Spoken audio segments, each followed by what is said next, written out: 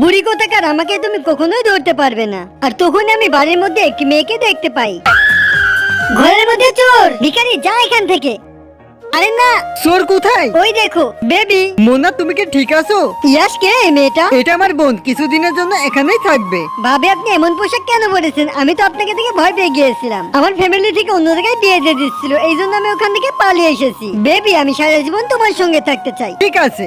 আর আমি যখনই ইয়াসকে কিস করতে যাবো ঠিক তখনই ওইখানে রিয়া চলে আসে। তুমি দরজাটি নক করে আসতে পারো না? আমার রুমে আমার অনেক ভয় করছে, এই জন্য আমি এখানেই ঘুমাবো। হ্যাঁ, ও অনেক ভীতু। না, ও এখানে থাকবে না।